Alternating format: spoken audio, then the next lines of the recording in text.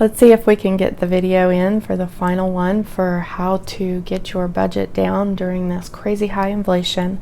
The first tip I have on my list, that's ongoing list, I have got several other videos, so check those out if you haven't already.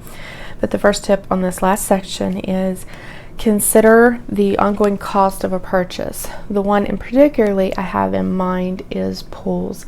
We had gotten a pool, and sometimes it can be a little surprising at the cost of chemicals and the cost of floaties and the cost of the water. Our water bill like nearly doubled just in the 1 month we filled that last year. And I'm not talking a giant pool, I'm talking about one of those little pop-up pools. It's like a little 10-footer, the very basic normal one that a lot of people get. My daughter had a ton of fun with it, and it was probably cheaper than buying some kind of pool pass or something. Or visiting a public pool that frequently, but it does have a cost. So if you're going to make a purchase like that is not necessarily, that is just for fun, consider, okay, what kind of ongoing cost is this going to have? Is it going to cause a lot of problems in the long run? We still probably will fill this year. Hopefully we can get at least another year or two off of it. We've already had to patch it once, but that really wasn't that hard, so you can buy little patch kits. So if you buy something like that, try to repair it if it has a problem and things of that nature, but consider the cost and the ongoing. Make sure you research how much they're going to cost. I think part of the reason that I found that really high is there was kind of shortages of pool chemicals because people went after chlorine for the pandemic.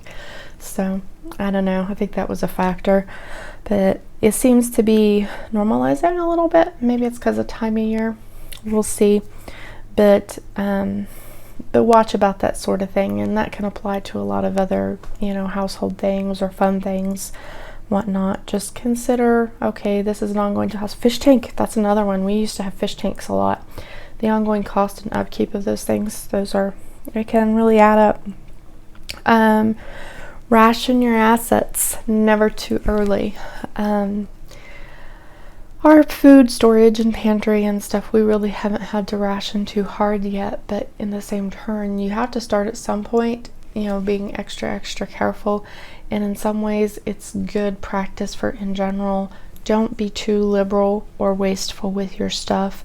Consider rationing. Consider, okay, if things get a whole lot worse with the economy, or I really can't find what I need at the store, am I going to be able to replace this as easily? How would I use this item if I can't replace it for another 6 months? How would I ration it out? Would I use it all this week, or would I spread that out? So kind of start getting that in your mind and have that mindset of, do I really want to use this all right now, or do I want to spread it out? Some things don't spread out very well, and you need to use them before they go bad, so that's a factor. But if possible, maybe start to space things. Excuse me. I may try to edit that out. I may be lazy and I may not. We're all human, we all sneeze, right? Alright, next one. Make your home a pleasant place. Clean, tidy, lovely, and stay there. Basically, my point is try to have your home a pleasant place. That's good advice at any time. It's a frugal tip, simply because if you're staying home, you're not out running around, you're not shopping, you're not spending money you don't need to go spend. Obviously, we all need to get out once in a while. I have no issue with that, but if you do, try to go to free places like the library or whatnot, maybe just a pleasant drive. Though with gas prices, that's a little harder to do that very cheaply, right? So it depends on what you're doing. Maybe a nice bike ride or something if you ride bikes. Anyway, stay home if you can. It saves a lot of money. Be efficient with your time. This is totally a struggle area, but it can totally be a frugal tip too. If you're being efficient, you're getting things done, you're not eating out, you're not purchasing services that you don't really need to do, you're not being lazy, and you're a good hard worker, it can totally save you a lot of money. It's kind of a weird tip, but it is true, and it can apply to a lot of things.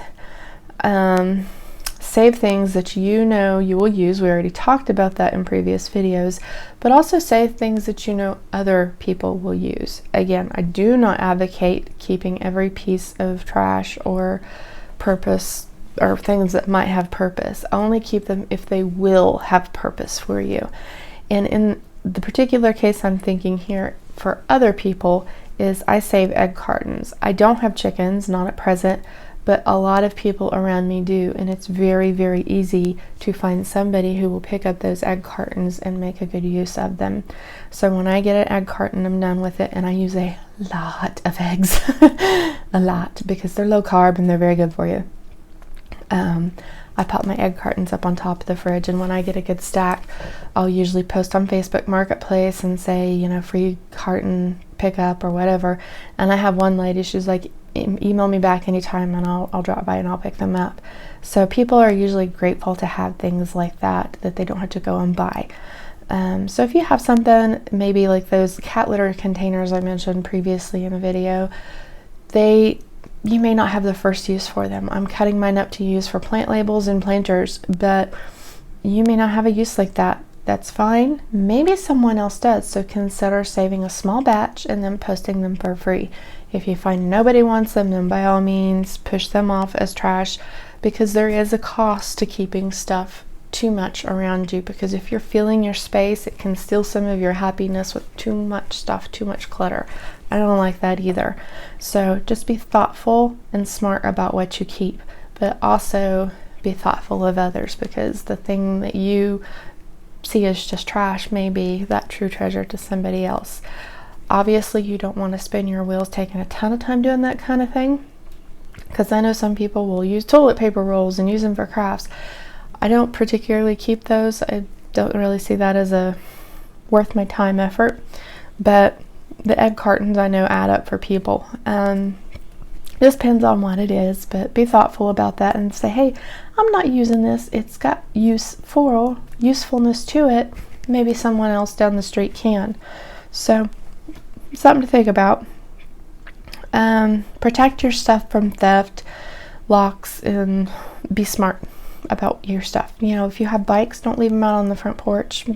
Tuck them away in the garage or use a bike lock, something like that. Try to be careful about things of that nature. Where I am here in Amish country, it's really not much of an issue. But in the past, I have definitely lived in places where that's not been true. The apartment we had back in Columbus, someone broke in our vehicle, stole the radio. We had the catalytic converter stolen off of a car. Really nothing you can do to stop that, short of a car alarm anyway. Back when I lived in Chillicothe, we had several issues of vandalism or breaking into our vehicles and things of that nature. But there was a couple times that simply having the vehicle locked might have helped prevent. So we learned to try to always lock them up and just be proactive. Try not to leave stuff out that's easily stolen. Try not to leave your garage door open. Oh, we've done that a couple times here. And thankfully, again, living in Amish country, not too many people are out there to, jump in your garage and take stuff. But you just never know who might come along and see that that's open and unattended. So be watchful about that, and that will keep you from having to replace expensive stuff, because no one wants to do that, or make claims on your insurance, which will raise your insurance. So again, totally a frugal tip. The next tip, some of y'all may not like, some of y'all may get mad at me for, but makeup isn't your friend. I say this as someone who doesn't wear makeup, and I'm not holier than thou for that. Part of it's because I don't like the feeling of it on my face. I don't want to look like made up and painted, so to speak. But I also don't like the cost of it. I have a lot of skin allergies. It does itchy. Tends to cause rashes for me. But the cost of it, the cost of what I hear some people spend in makeup. If you are going to wear it, I don't think you're going to hell or sinful or terrible person for it. I do think you can make it into a sinful thing by really painting yourself up and trying to get a ton of attention and not being modest. But if you are going to wear it, I totally don't see the point in buying crazy expensive stuff. I understand if maybe you have a brand that your skin likes better than the other and maybe it costs a bit more. That makes sense to me. But when you have makeup that even just little small containers of it are $50, that blows my mind. And that's one piece of the pie. Like, I hear people say, oh yeah, my foundation, it costs that, or my powder is that. And it's just like, you probably have, what, $300-400 just in your round of makeup, and then they're saying that you need to replace it. I think they say every 90 days or 6 months. I don't know. But I hear it that needs to be replaced for bacteria reasons. Yeah, that all has to just be a tremendous cost. I would not want to do that for cost reasons. Again, if you wear a little bit, I'm not trying to condemn you. I'm not trying to be a jerk about it. I'm really not. I cannot do it. But cost-wise, I can't justify it either. I do know that some people just are fine with like the Dollar Tree stuff. I see on that Prepper Princess's channel, she talks about, she wears it, and she does wear it pretty modestly. I have never seen it look obnoxious on her. She only gets it at the Dollar Tree though, and she does fine with that. So, if you're able to wear that and your skin can take it, why not get it there? I don't know. I just don't get that one. Maybe some of you might get mad at me on that one, but I just really don't. The same thing with haircuts and dyes and all the various hair treatments that people do. A long time ago, I used to get spiral perms, and when my hair got really long, that became really hard to do because they wanted like $150 to do that because of the length of my hair. So I haven't done that probably since around year 2000 or so. I also don't really cut my hair anymore other than a very basic trim for like the dead ends, and I do that like once a year. My hair is well below my waist. Sometimes it's down to the bottom of my backside. But I just do those little simple trims, and either I do them or my husband does them for me. And if you're just using a simple hairstyle, it's cheap, just a little trim to trim off dead ends, and that's all you need to do, rather than go spend 30 and 40 plus tip to get fancier layered cuts done. And honestly, if you really like layered hair, there's totally ways to do that on your own. So learn to cut your own hair or have a friend do it for you. Some of the costs that people pay for that blow my mind. My husband's hair I have cut pretty much, I think, the entire time we've been married. He just does a simple buzz cut. Same with my son. We could do a little more of a traditional cut, but both of them have cowlicks, so they need it super short, otherwise it stands straight up on them. But in general, if you can learn to trim your hair, I highly recommend it.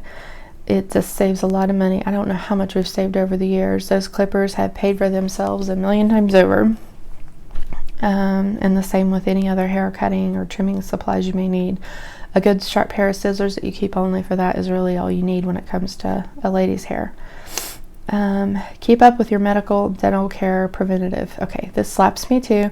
I'm not very good at this. I really hate going to the dentist. But of course, a lot of people do, right? But the more you go and get your cleanings done and deal with that, then the more preventative you are, and then a bad cavity doesn't end up a crazy bad one with needing to have a pool and all that. If they can fill things and take care of things quickly before they get out of control, then in the long run it can save a lot of money. We have some more major dental expenses in our family, and that gets to be a lot. So I'm trying, especially with the kids, to keep up better with stuff like that. I really need to get my cleaning done. I'm a little bit overdue for it. And I struggle with the sensory aspect. Oh, I almost want to panic thinking about it. Just the thought of that metal on your teeth, oh, I hate it. But I also realize if I don't do that, then they're probably not going to see when I develop a problem, and then that problem is going to get out of hand, and then I'm going to need a pull or a root canal. You're better off if you go and get the stupid cleanings done, especially if you have the medical or dental insurance to deal with it. If you don't, I totally understand why you're not going there. It is not cheap. But if you're like us, we've paid for dental insurance and paid for an entire year of it and then never went. We've done that before, and it's like, how stupid is that? At least get your preventative stuff done, so that part's usually free. Get the preventative things done, and that will be a cost saver. The same if you have medical insurance right now, you're better off if you stay on top of stuff, because if you have a job loss and then suddenly you lose it, then you've not been having your proverbial upkeep done. You're not unlike a car in that if you do your preventative maintenance, it can be a frugal, helpful tip. So yeah, I'm kind of talking to myself there too, because I struggle with this, but I know logically that it needs done. Give to the needy. I put that on my list too, because even though when we're trying to save money, it is good to help others, because you may find that, you know, God has blessed you with extra you may have saved here, and it may be for that purpose. It's because he wants you to help others and share it. I don't know, just do as you're led there. Let's see. Weird tip, but not too weird, is treat laundry stains immediately. Don't wait. I'm bad about this sometimes. By far, it really makes a difference if you get some Shell or even some washer liquid, not dishwasher, dish detergent like Dawn or something like that on a stain, especially if it's greasy. Get it on there immediately. Things like OxyClean can really help. They only work if you have a long soak, but treating your stains quicker usually means getting them out a lot more effectively, and that can be from laundry. That can also be your carpet too, for that matter. As someone who uses their carpet shampooer a lot, the quicker you get that stuff and give it attention, the better off you are in getting that out and keeping your item in good shape. So try to knock those things out immediately, and basically take care of your stuff. Same thing with shoes. I've noticed with shoes, because I tend to like white New Balances. My feet are pretty married to that brand because they support my high arches and my ankles and all that. I don't really love the cloth part of them because that seems to absorb dirt. I would rather them be like all leathers or something that you can wipe down easier. But whether they're all leather or they have that cloth, I've noticed if you clean them frequently and wipe them frequently, they stay cleaner for longer, rather than if you let them get all dirty and then try to clean them back up, then you're kind of just dealing with the mud. So clean shoes and things like that often, and they will stay a lot more pristine looking for longer.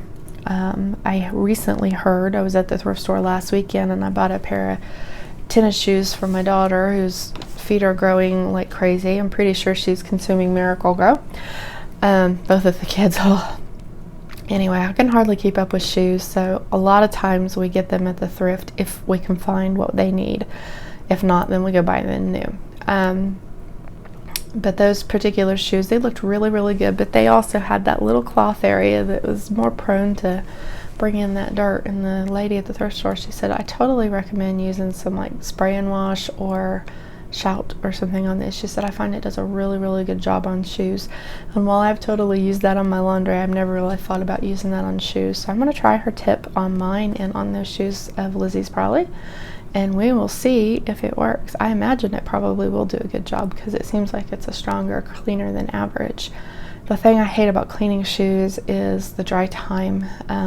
One, our dryer's down right now, but in general they kind of need to be air dried, and it's just like it takes forever. So it helps if you have a backup shoe in that regard. Shoes will also last longer if you have a pair. Always take your previous pair and delegate those to things like yard work and stuff, and then you have your pair that's for going out in. That is something I do. I try not to keep too many more than that. I don't have a lot of shoes. I do have a couple pairs that are sort of like church shoes, dress shoes, and then I have my tennis shoes. But frankly, most of the time I still wear my tennis shoes even to church because my feet just don't do well with those dress shoes at all. So anyway, keep your shoes good and tidy and clean, and they'll last longer for you. And keep that backup pair for your yard work and whatnot. But I think a lot of people probably know that, but you never know. In case you don't, in case you've never thought about it, I always like to have that extra pair, and each person in my family usually maintains the extra pair. My son actually even has a pair of cleats for doing yard work because of the little slopes and stuff in our yard make it kind of hard. So sometimes oddball things like that help give you better traction. So we have those designated items for those purposes so that the good ones last longer. Now that was the last item on my list, and it's probably an odd one to end on, right? My list has been long. Again, if you haven't seen the other videos in the series, I recommend you go and watch them. If you have tips, please, by all means, leave them below. YouTube is not being very friendly for me on the algorithm, so any likes or subscribes that you can give me, I greatly appreciate it. It's really not that I care or I'm making this big effort to grow. I just feel led to do videos on certain topics. I knew when I'd done these videos, they probably wouldn't do very well, and so far they are not. But that is okay. I wanted the tips out there for you guys. That way they could be helpful, and then also eventually to have them out there that, you know, if my kids ever need to look back after mom's gone one day, they have the ability to do that and say, oh wow, mom had lots of good tips, hopefully. Of course, they may say mom's just totally nuts and crazy and just talks to herself on her camera all day. I don't know. But anyway, hopefully you guys can benefit from these tips and that they bless you. And if you have any of your own to add, please, by all means, leave them below. There's lots of good channels out there producing very similar content right now. I think a lot of people have the same thoughts on their heart, that we all need to work together and pull together to do what we can to save our budgets during this crazy high inflation. It is really hard on some people. I feel like my family's been pretty blessed. Our budget's not changed a ton, but I have downshifted on so many areas. I don't buy a lot of junk and a lot of extras that I was doing previously. So I'm having to be very careful to stay within budget. And I imagine some of you are too. And I'm sure there's a lot of people that are just feeling a panic because they're like, what am I going to do to feed my family? I do think we can do this. You can get through. It's hard. But you know what? I know there's a lot of channels out there also going kind of henny penny, the sky is falling, the sky is falling. It feels like that, I know, but stay positive. You can get through this with God. All things are possible. I do believe He watches over us and provides our needs. So rely on Him, help Him, or ask Him to help you find ways to get through this and find ways to meet your budget. I believe that it can be done. I believe in a positive prepping, so to speak. We can prep and do it positively without freaking out in a panic, all crazy negative.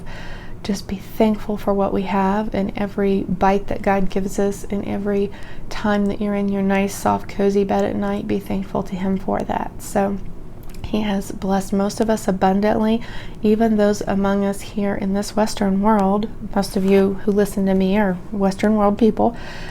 Most of us are profoundly blessed compared to others. So even those of us who are very poor here are still very blessed people. We all have blessings in our lives. So be thankful for those, because being thankful is a frugal tip in of itself. It can help you realize what you have and what really matters. So again, I hope this video finds you blessed, and I hope you guys have a very good day.